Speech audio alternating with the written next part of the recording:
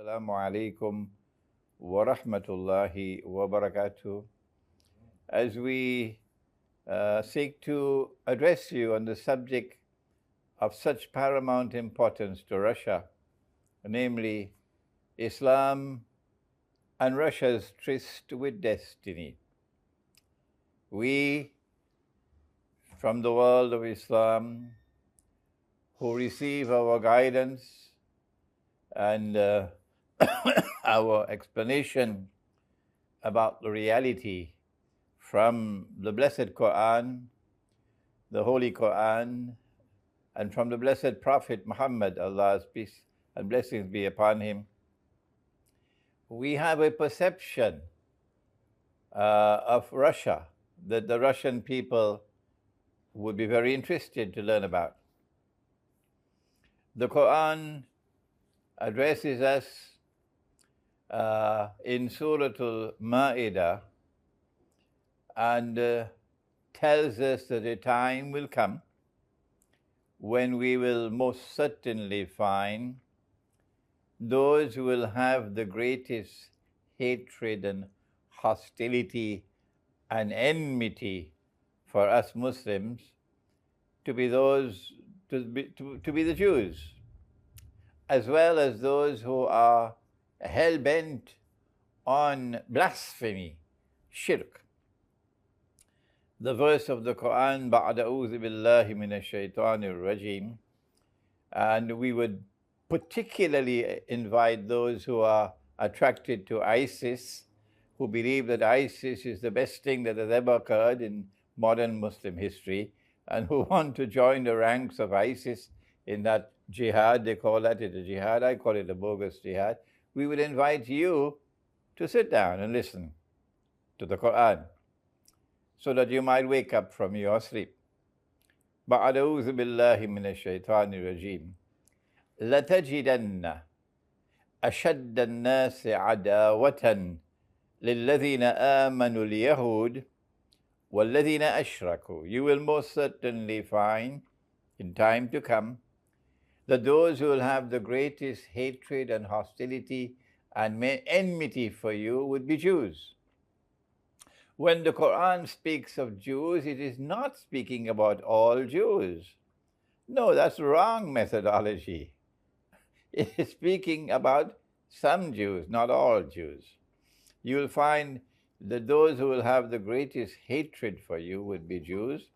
And that's clear today that the Jewish state of Israel is exhibiting more than just hatred for Muslims.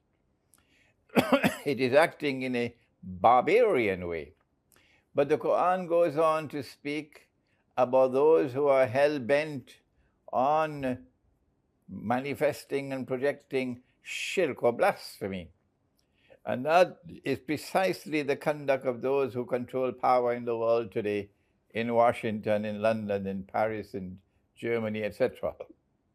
The Anglo-American Zionist Judeo-Christian Alliance are the ones who are hell-bent on projecting blasphemy and embracing all of mankind with blasphemy or shirk.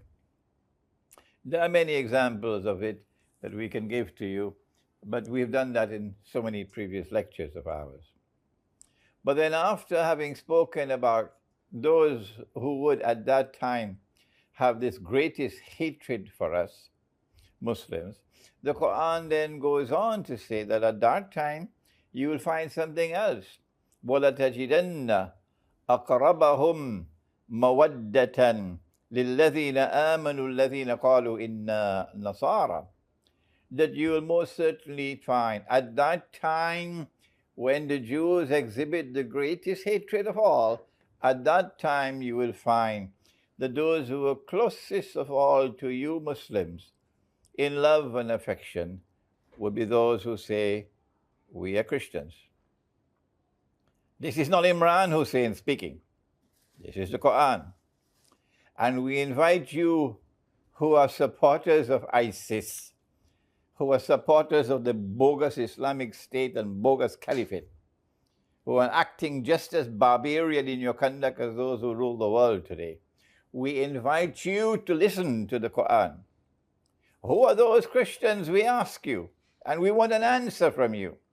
Who are those Christians who at that time, when the Jews are most hostile of all to you, would be the closest of all to you in love and affection? ذلك بأن منهم القسيسين والرهبان وأنهم لا يستكبرون. The reason why they have the greatest love and affection for you is because they are not an arrogant people. No, those who rule the world today are an arrogant people. They believe that they have a divine right to civilize the rest of us in the world, the brown-skinned people. But they are the most civilized people. They have a chip on their shoulders, and they give us this jingoistic cry that they have come to civilize the world. That's arrogance. But these Christians are not like that. No. They are humble. They are not arrogant, says the Qur'an. And they also hold on to the institution of monasticism and the priesthood. Monasticism is disappearing in Western Christianity. Oh, yes. So where is monasticism still surviving amongst Christians today? We are inviting you to listen to us before you go and join ISIS in that bogus jihad. Listen to the Qur'an. Who are those Christians? We can easily identify the Jews who are hostile to Muslims today. We can easily identify those who are pursuing the agenda of shirk. They are those who are ruling the world today. But who are those about whom the Qur'an is speaking at this time when the Jews are most hostile? Who are those Christians at this time who are closest in love and affection for us Muslims, who are not an arrogant people, no, and who are still holding on to the institution of monasticism? Will you answer me before you go and join ISIS? Can you answer us? Do you have the stomach to answer us? Forgive my frustration at these Muslim youth who have eyes and yet cannot see. They have ears and yet cannot hear. They have hearts and yet do not understand. They're just like cattle. وَلَقَدْ ذَرَأْنَا لِجَهَنَّمَ كَثِيرًا مِنَ الْجِنِّ وَالْإِنسِ. Allah has warned. Your blindness is not going to be an excuse on Judgment Day. Large numbers are destined for Jahannam because they have eyes and yet cannot see. So we are speaking to you today to open your eyes. Who are those Christians? Who are those Christians who are closest in love and affection for us Muslims? Who are not an arrogant people and who are holding on to the institution of monasticism, the monasteries and the monks? Does the Qur'an help us to answer this question? Before we go and search outside, let us go to the Qur'an.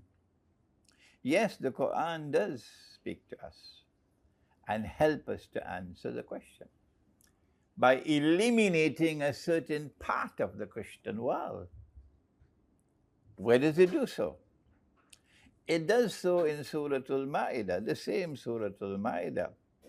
And kindly forgive me for having to come back to this verse of the Qur'an again and again and again and again and again. Because those who are attracted to ISIS, they just can't hear me. They just will not come to the Qur'an. They run from the Qur'an. So you're not a Muslim worthy of anything at all. If you are running from the Qur'an, why run from the Qur'an? Come on and listen to the Qur'an.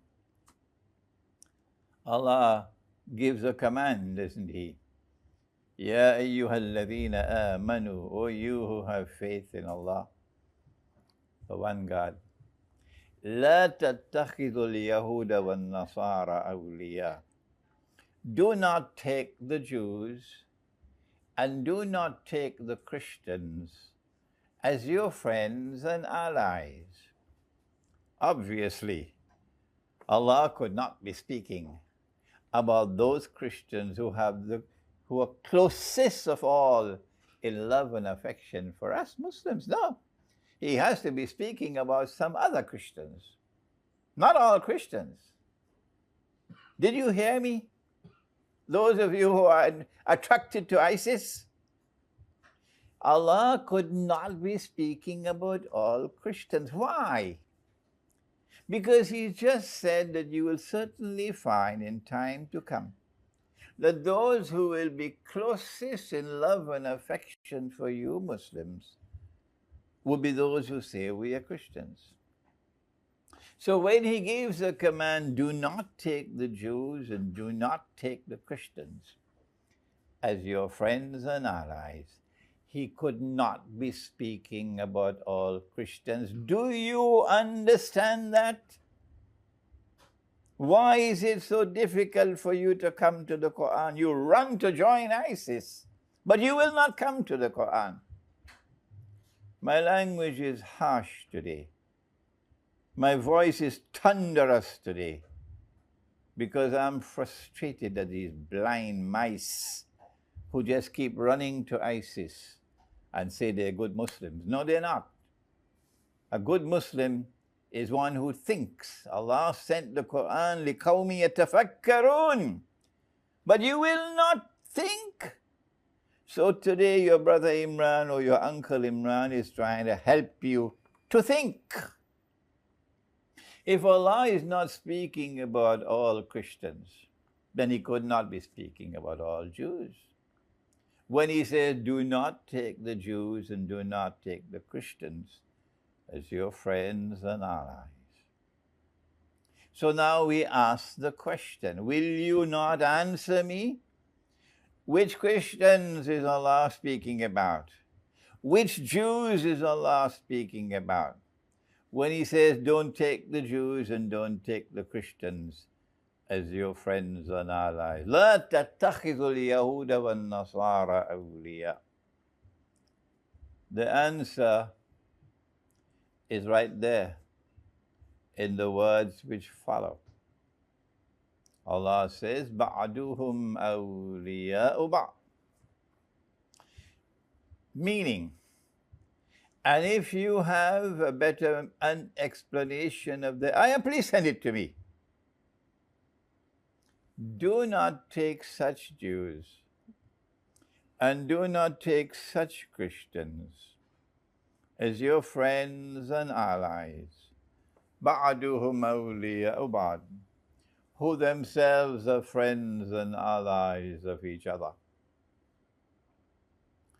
So which Christians and which Jews are friends and allies of each other today? Do we have a Jewish-Christian alliance in the world today? Are you sleeping? Will you not wake up? Will you not recognize that Allah is talking about the Judeo-Christian Zionist alliance? Why are you afraid of the Qur'an? Why do you run from the Qur'an but you run to join ISIS? Come to the Qur'an. The Qur'an is speaking about a Judeo-Christian. Judeo means Jewish. The Qur'an is speaking about a Judeo-Christian Zionist alliance, which today holds power in the world. So those Christians are eliminated from the answer, meaning Western Christianity, which is in alliance with the Zionist Jews, supporting the state of Israel, which have NATO as their military arm, but the so-called Islamic government in Turkey apparently doesn't study the Quran because they are comfortable as members of NATO. I've never ever heard the Turkish government, the present Turkish government, speak even a whisper about it being incompatible with the Quran to be members of NATO. Will they ever say that? Do they have the guts to speak? Do they have the integrity to speak as Muslims and to say, no, Turkey should not be a member of NATO? It is in conflict with the Qur'an. Is that Islam? Is that the Islam that you are supporting? Is that the Islam that you are so happy about? Well then, now we know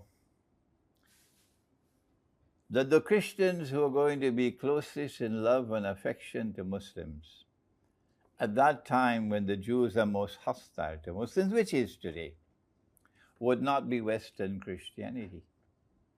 Is there another Christianity in the world which is not in alliance with the Zionists? Go ask the Christians of Greece. Go ask the Christians of Bulgaria. Go ask the Christians of Armenia. Go ask many of the Christians in Romania.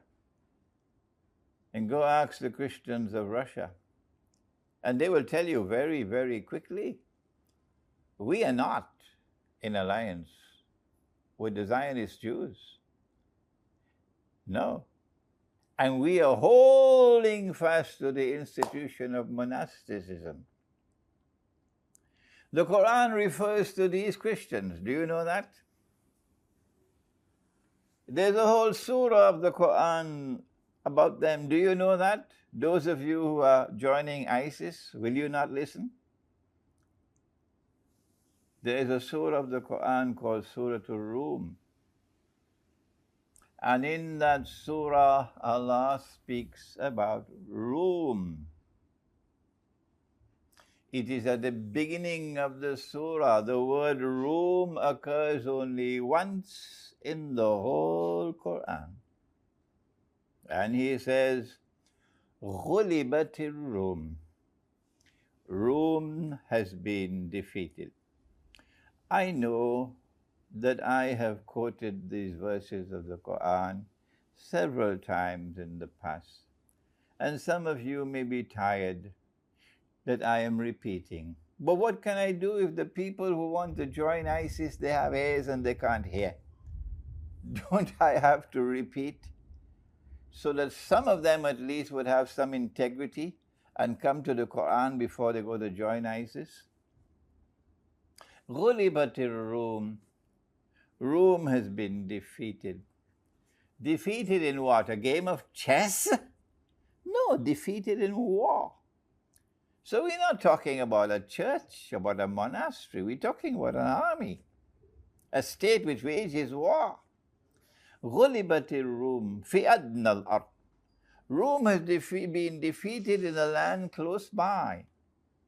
Close by to where? Close by to where the Quran was revealed, to Arabia. So it couldn't be Washington. Huh? No, it can't be Washington. Can't be NATO.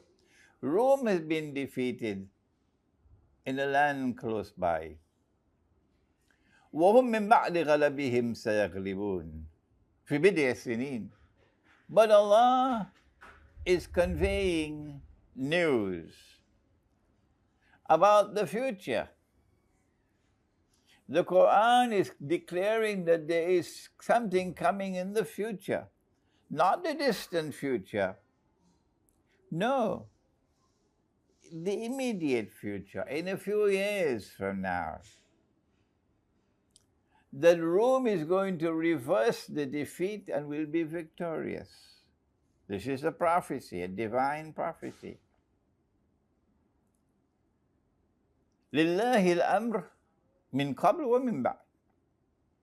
Decision making, the command is with Allah. The first time when Rome was defeated, and the second time when Rome will be victorious. It is Allah who decides upon victory and defeat. But on that day when Rome is victorious, guess what will be the response of the Muslims? وَيَوْمَئِذٍ يَفْرَحُ الْمُؤْمِنُونَ. On that day, the believers, those who have faith in Allah, which is synonymous here with Muslims, will celebrate. So the Quran establishes a positive relationship. We are not talking about military history here. We're talking about the Quran. So show respect for the Quran, please. Don't bring any extraneous matters to it. Allah is speaking in the Qur'an. Will we not show respect for the Qur'an? That on that day when Rome is victorious, the Muslims will celebrate. So the Qur'an establishes a positive relationship, a friendly relationship, a loving relationship between Muslims and one part of the Christian world, which is called Rome. Who is Rome? Answer: Rome is Constantinople, the Byzantine Empire, Orthodox Christianity. Orthodox Christianity does not celebrate Christmas on December 25th. Didn't you know that? That's not Orthodox Christianity. That's another Christianity, which has allied themselves with the Jews and who have given to the world Santa Claus. But Orthodox Christianity doesn't have Christmas on December 25th.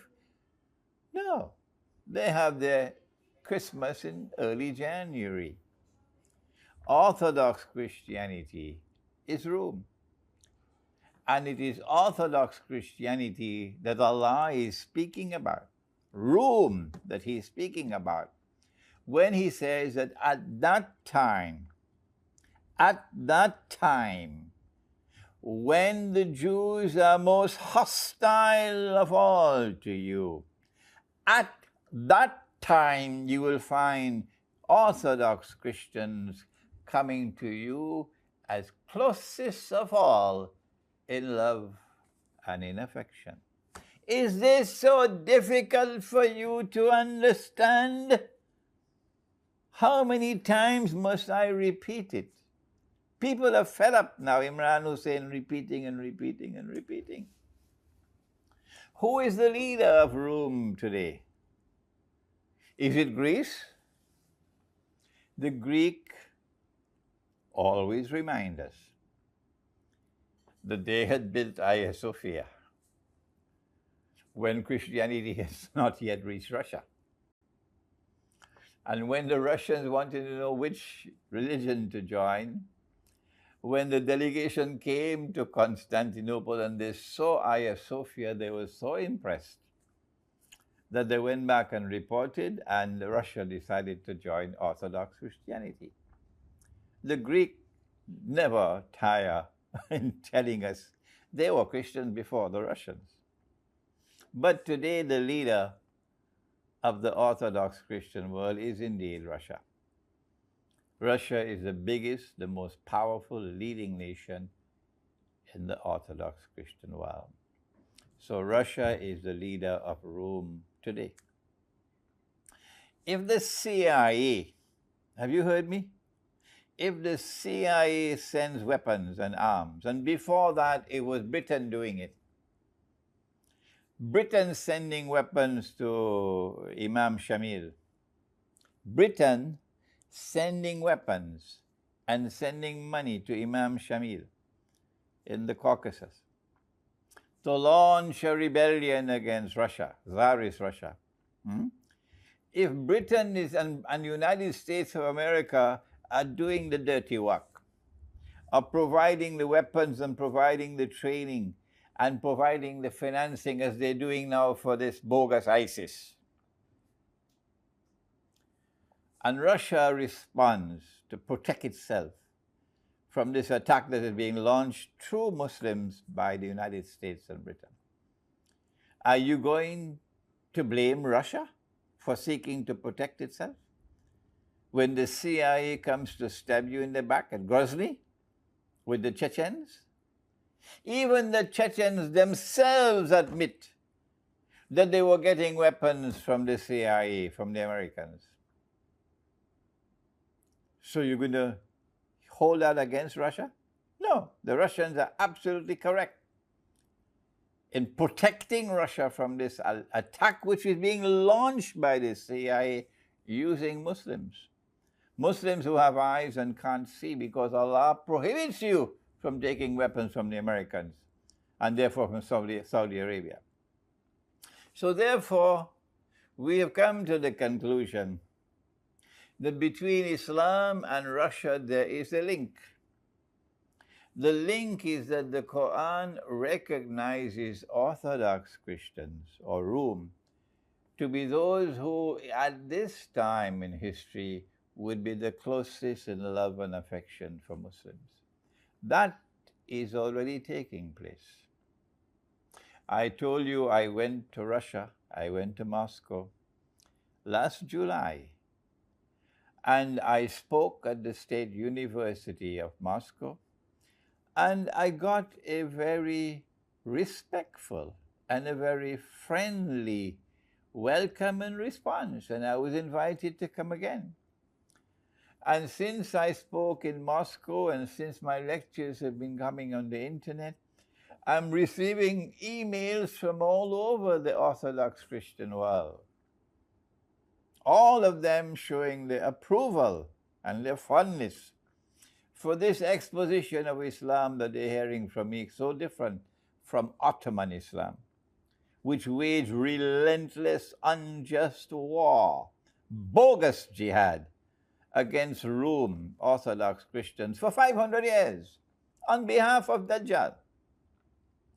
Now that we've established a positive relationship between Islam, the religion, and Russia, the leader of Rome today, now we can proceed with our subject of Islam and Russia's tryst with destiny.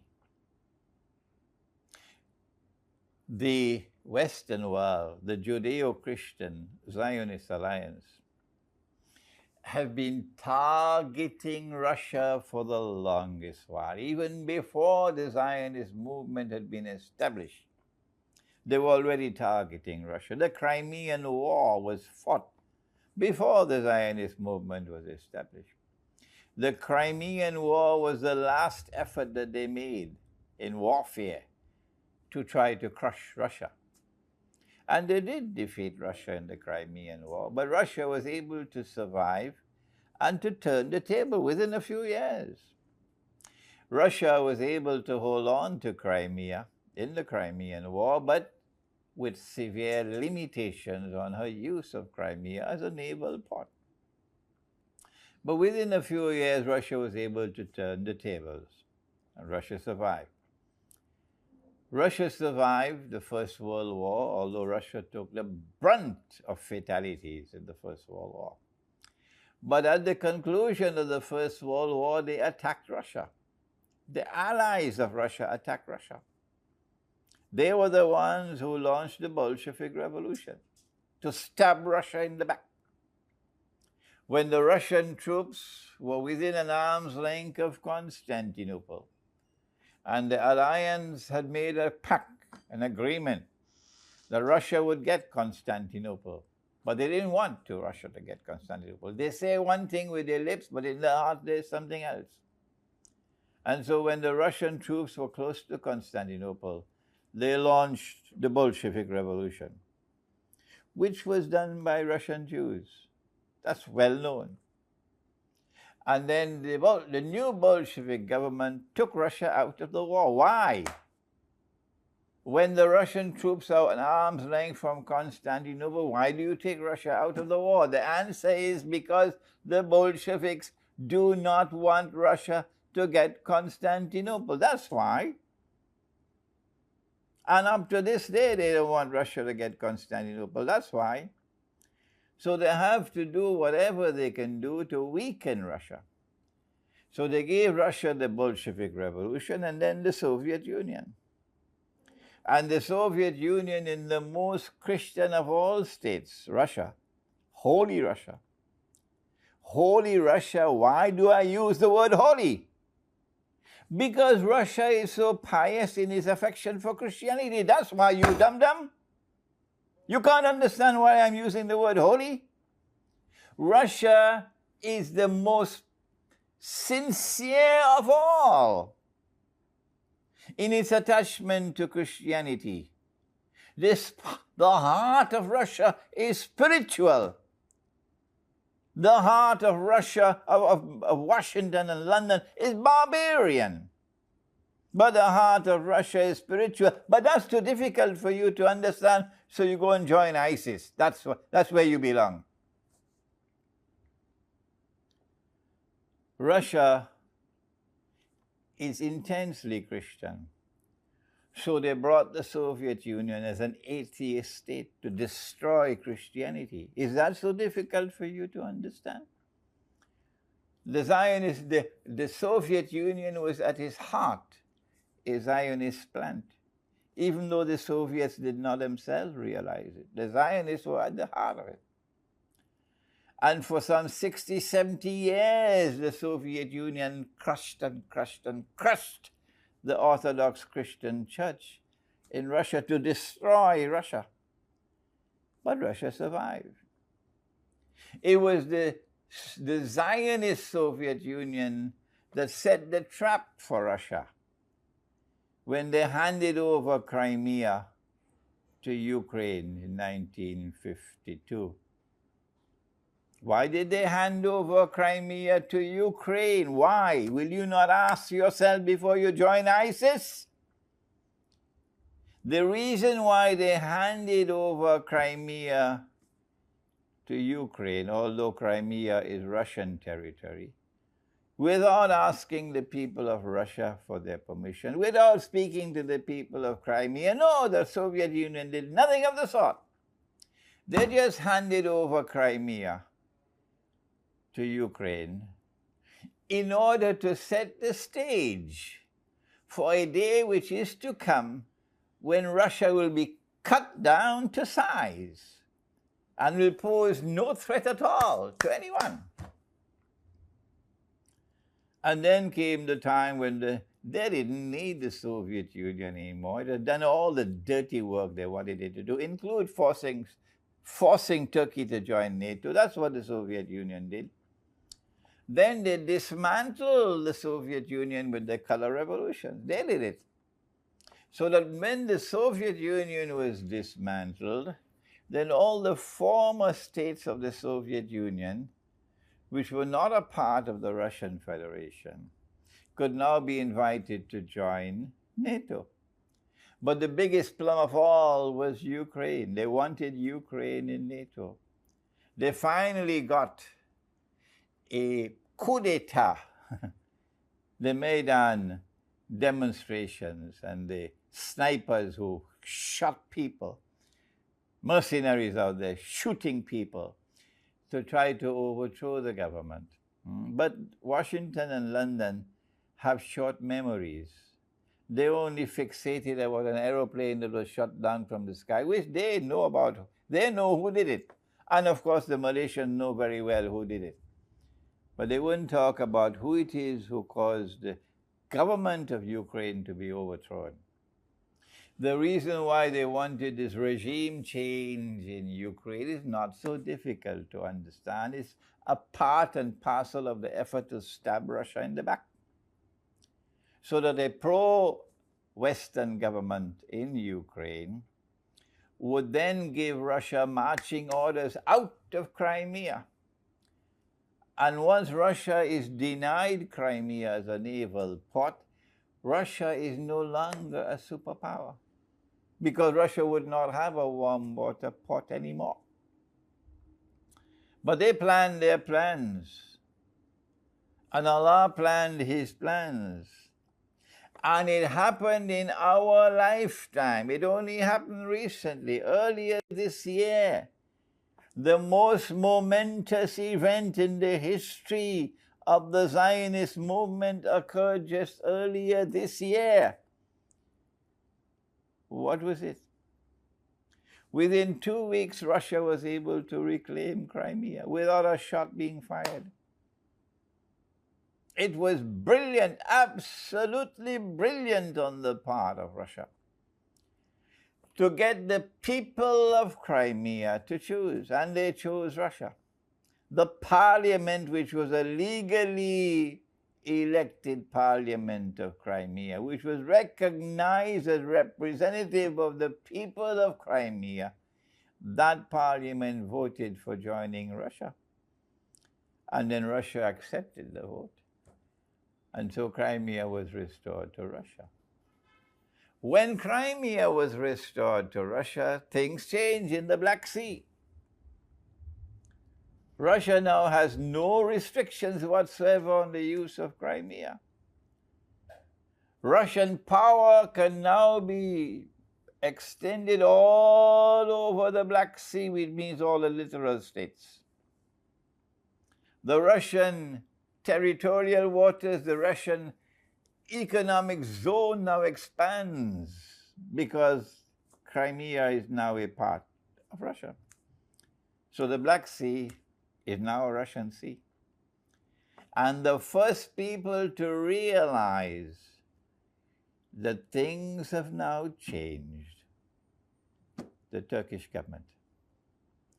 Turkey is still a member of NATO, yes. But Turkey has realized that the strategic environment has changed. And that is why Turkey had to break ranks with NATO. At a time when the Europeans are attempting to isolate Russia, at that time with sanctions, with the Russian ruble reeling, at that time Turkey chose to slap them on their face in an agreement with Russia on oil. The agreement on oil and on gas is just part of the big picture. Turkey has sent a message to the world. And the message is that Turkey now recognizes the political reality of a change in the strategic environment in that region of the world, the Black Sea, where Russia is now the dominant power. Because the Zionists have suffered their most significant loss and setback in the history of the Zionist movement in Russia's recovery of Crimea. And because time is now on Russia's side, the longer Russia has without a war, the stronger will Russia become. Because Russia can now exploit her control over Crimea to project power in that region of the world, nuclear power. Mr. Putin made the statement, just few words, but they were powerful words. He warned the world, don't mess with nuclear Russia. And the words reached Turkey. And so now I am happy to say to those who listen to me in different parts of the world that the recent Turkish agreement with Russia on oil and gas is representative of a Turkish recognition of reality that the strategic environment in that part of the world has now changed in consequence of Russia's recovery of Crimea. Russia is now going to become more and more powerful every day that passes. Their response has been economic sanctions against Russia, financial sanctions against Russia. Shame on you. We in the world of Islam have a different philosophy, economic philosophy. Prophet Muhammad ﷺ set the example. We in Islam, we never use trade and business as a weapon. Shame on you! Shame on you for using trade as a weapon. You should be ashamed of yourself. We have a higher standard than that. We never use economic sanctions against anybody to try to bring about regime change through economic sanctions. No. We never use trade as a weapon and business as a weapon. No. We say, إِلَّا أَن تَكُونَ تِجَارَةً عَنْ تَرَادٍ مِّنْكُمْ. that trade and business should be transacted in a manner which is mutually satisfying. That's Islam. That's the Qur'an. That's a much higher standard of conduct than that being demonstrated by these people in Europe, imposing their rotten economic sanctions against people. That's their barbarian philosophy. Can that compare with the refined, beautiful philosophy of Islam, in which we never use trade and business as a weapon? Do you not have sense before you go and join ISIS? Leaving Islam to go and join ISIS? Do you not have sense? As a consequence of the realization that Russia is now going to become stronger and stronger, they are imposing economic sanctions to try to destabilize Russia. And now we want to pause to speak to the Russian people and to the Russian government, if we are to be allowed to offer a word very humbly yet very sincerely. The monetary system has come from them. They constructed it, not you. They did it at Bretton Woods. And then when Bretton Woods collapsed in 1971, they're the ones who brought the petrodollar monetary system into being in 1973. A petrodollar monetary system about which Nabi Muhammad ﷺ made a prophecy when he said that it would not be long before the river Euphrates will uncover a mountain of gold. The mountain of gold that he's talking about is an ocean of oil, which will one day function as a mountain of gold. An ocean of oil which will one day function as a mountain of gold. That happened in 1973, when the Saudis were persuaded by Kissinger to agree to sell oil for only US dollars. And so now the US dollar is no longer backed by gold, it is backed by oil. So it becomes the petrodollar. So oil is functioning as gold. That seems to be a little bit too difficult for the Salafi to understand. But perhaps one day understanding will come, inshallah. The petrodollar monetary system is built as an inbuilt mechanism which allows them to attack any currency they want. And all they need is a camouflage to camouflage their attack. They did it with Robert Mugabe in Zimbabwe, with his Zimbabwe dollar. They're doing it now with the ruble. And what they did is to use Saudi Arabia to pump more oil into the market to bring down the price of oil. But they didn't need to pump more oil. They're able to manipulate the market, to take the price up when they want and bring it down when they want. To do that with gold all the time. So they do that with oil. And they're bringing the price of oil down. It is so shamefully naked what they're doing, in order to sabotage Russia, so that the Russian economy would reel. As the Russian ruble falls in value, Russian prices will go up. It's called inflation. And as the prices keep on going up, the people will become discontented. They will lose favor. The government will lose favor with them, and then you'll have the rioting and so on. You'll have the people demonstrating, which is what they want. They want to bring down the Russian government, and they're using this rotten mechanism of inflation. And so we have a word to share with the Russian people and with the Russian government. You cannot beat them at their game. Venezuela, we say the same thing to you. You can't beat them at their game. Bolivia, we say the same thing with you. You can't beat them. Algeria, are you listening to me? Algeria, are you listening to me? You cannot beat them at their game. Where is the Algerian money today?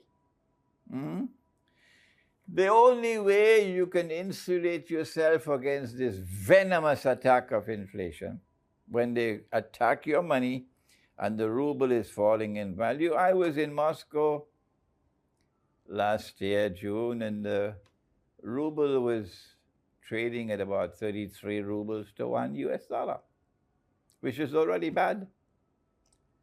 And now the ruble is more than 50, maybe going up to 60 or so, which is shameful, disgraceful, because it's going to lead to inflation. And inflation is going to lead to public discontent. And public discontent is going to lead to demonstrations. And demonstrations are going to lead to regime change.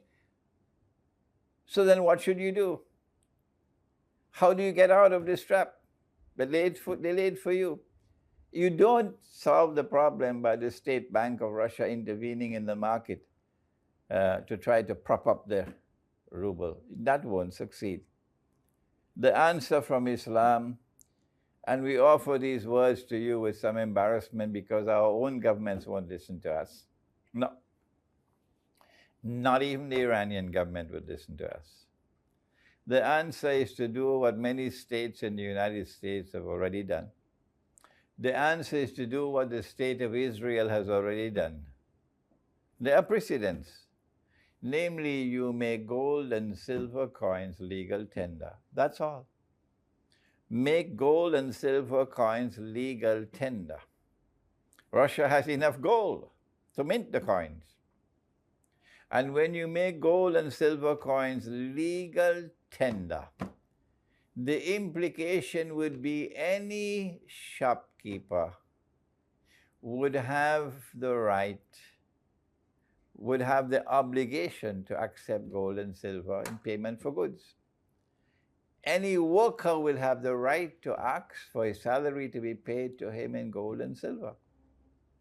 And as the Russian people see that gold and silver is storing value and holding value, it has integrity as money, it has intrinsic value which is stable, whereas the ruble is constantly falling in value. The good money will eventually replace the bad money. And as more and more people hold on to the good money, the money which is solid money, which is halal money, inflation disappears.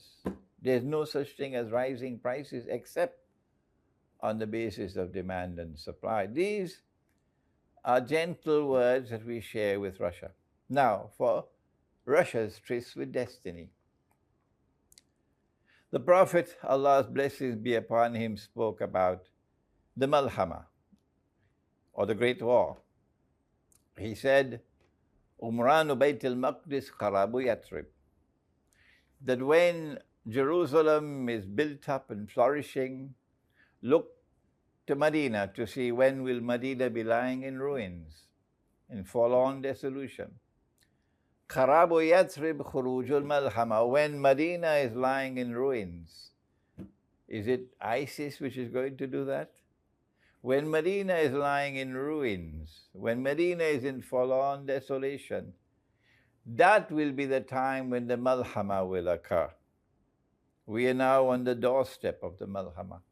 It is inevitable that Russia will be attacked. Inevitable. It's just a matter of time.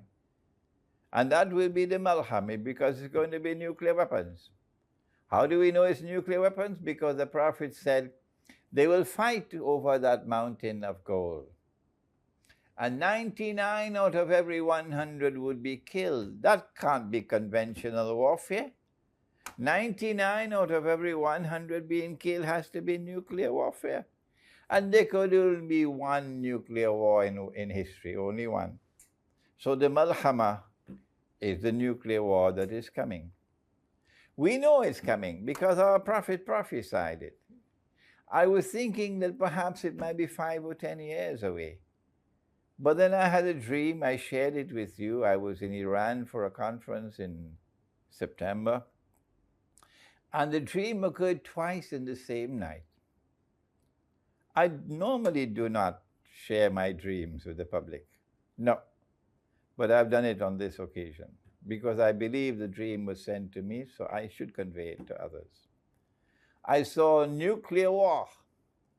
I saw nuclear missiles being shot into the sky twice in the same night. And then I saw Pakistan was a part of it. Because those who want to keep on ruling the world so they can deliver the rule of the world to the state of Israel cannot allow the world of Islam to have nuclear weapons. So Pakistan cannot be allowed to remain a nuclear power. Not possible. Since they've not got a chance to attack Pakistan so far, they're going to use the opportunity of nuclear war to attack Pakistan. At that time, Pakistani people, dua is not going to help. Not while you have these traitors ruling over you who are Saudi clones and who wage war on behalf of the enemies of Islam to kill innocent people. To kill innocent people saying that they are terrorists without even giving the boy a chance to be defended in a court of law. Does Islam allow you to do that? Does the state have the right to kill people? That's what you just did 2 days ago to the son of a great sheikh. I knew that sheikh, Sheikh Gulsher Shukri. He was an elder brother to me. I loved him very much. He was a learned man. He was from Guyana in South America. Maulana Fadlur Rahman Ansari, who was my teacher, chose Gulsher to be his student, wanted Gulsher as his student. Instead, Imran became a student. And so Sheikh Gulsher had an honorable place in the world of Islam. And this was his son. Why did he not have a chance to go in a court of law and be tried for the accusations that have been launched against him? No, you kill him. You kill him so he doesn't have a chance to be defended in a court of law. That's why. That's what the government and Pakistan Armed Forces did. So when the time comes for the attack to be launched on Pakistan, I wonder whether dua will help on that day. The heavens must be so angry with those who rule over Pakistan today. Not just the Pakistani people detest you. The Pakistani people detest you. And when they have a chance, they'll lynch you. It's the heavens above also who detest you. So the Malhama is coming. And now we turn to Russia's tryst with destiny. We've spoken of it before, but maybe the Russian people didn't hear it. So today we've titled this lecture, Islam and Russia's Tryst with Destiny, so that it will attract the attention of the Russian people. That our Prophet said, Khurujul Malhama Fathul Constantiniya. That when the Malhama occurs, the next thing that will happen will be the conquest of Constantinople. What could be the military significance of a conquest of Constantinople? And who will do it? It's a Christian-Muslim alliance that will do it. Why? Because NATO today controls Constantinople. That's why. So long as this Turkish government is in power, they can never leave NATO. Not at all. I would be tremendously surprised to see this government of Turkey making any effort to take Turkey out of NATO. That's their Islamic credentials, their so-called Islamic credentials. But the question is, what military significance can there be in a world post-Malhama, a world post-Armageddon, when the world has been devastated by nuclear war? What possible significance can there be in a conquest of Constantinople by an alliance of Muslims and Rome? Answer: there is only one answer, only one answer. That conquest of Constantinople will break the back of NATO and liberate Constantinople from the control of NATO. So Turkey will remain a member of NATO until the Malhama. When that comes,